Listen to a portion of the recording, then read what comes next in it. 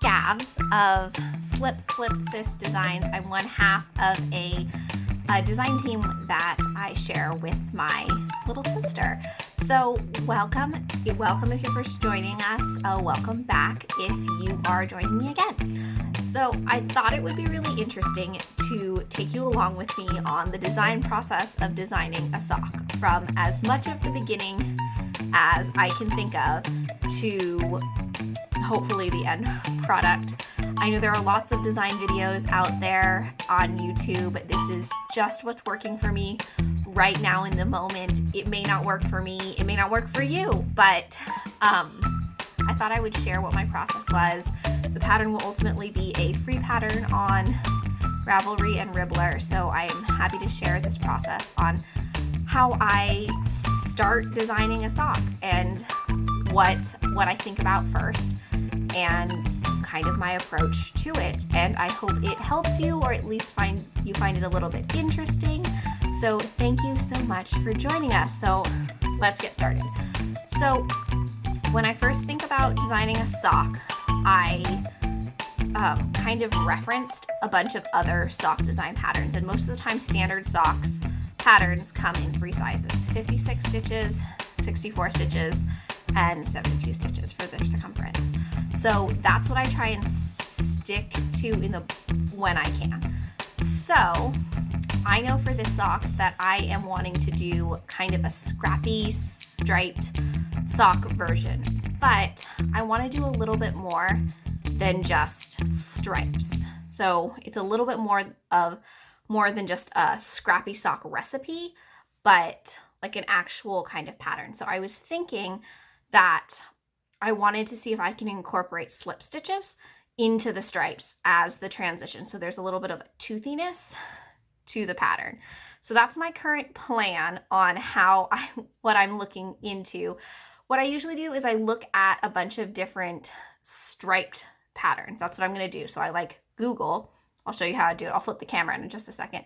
I Google a bunch of striped patterns to see what I'm kind of interested in. Commercial socks, not just knit socks. So I'm kind of to see if I can get my ideas a little bit more solidified for the stripy sock pattern that I'm interested in. So that's my first step, is to kind of look and see what's already out there. At this point, knitting's been going on for hundreds of years. There's, like Shakespeare says, there's nothing new under the sun.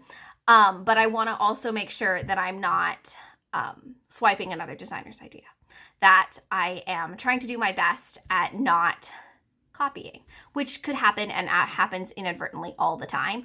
But I kind of just take a look to see what's out there, see what's already in the knitiverse or the universe, and go from there. So I'll put my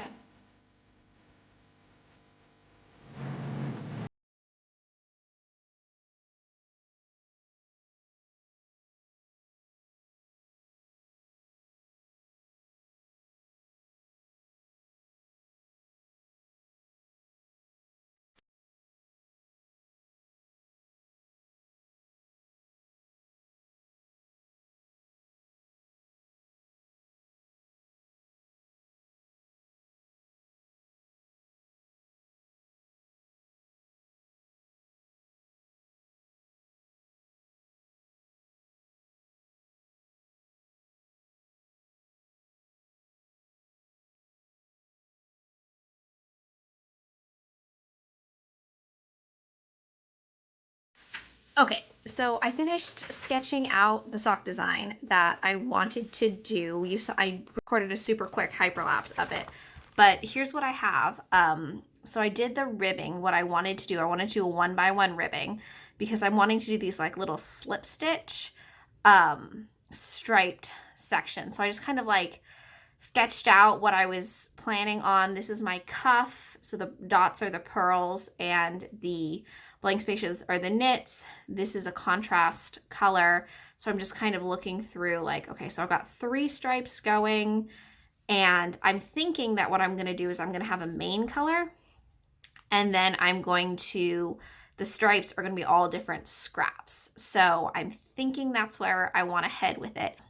my next step is to get yarn, and I had yarn in mind that I wanted to use the leftovers from my Aunt Jenny Makes Farm Girl sock set that I used for my flannel test knit socks because I really liked how the colors played together. So I have the leftovers, and because it's a design, the leftovers are chilling right now in my Cookie and Bees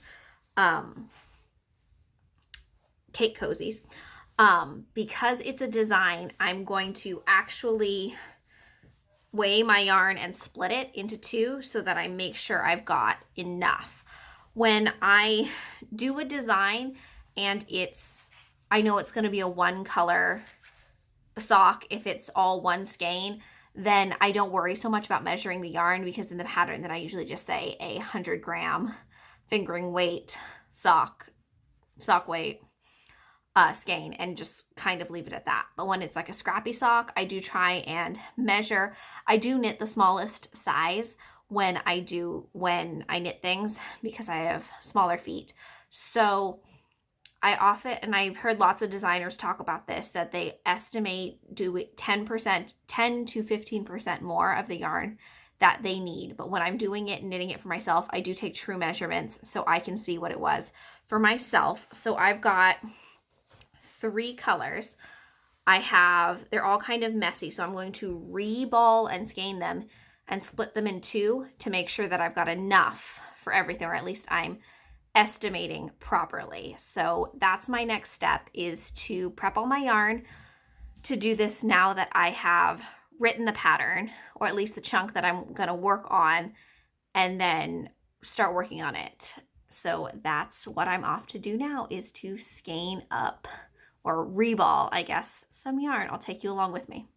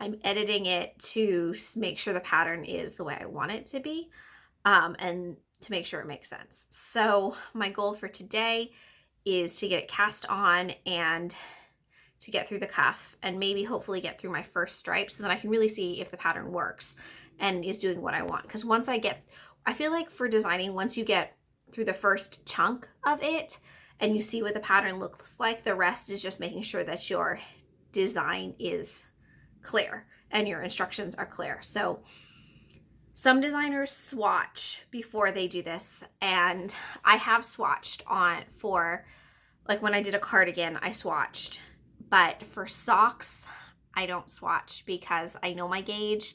I've knit with this yarn before, and I like to see how it plays with the cuff as well. And I feel like swatching without having the cuff in place doesn't really help me get an idea of what the pattern looks like. So I don't swatch, but I know a lot of designers do for at least larger garments. For a sweater or something, I would swatch, or a shawl, but for a sock, I kind of just jump in, because even if it doesn't work out the way I want it to, I'm just gonna knit the sock anyway. So I will cast on and check in with you once I've gotten a little bit farther into the pattern.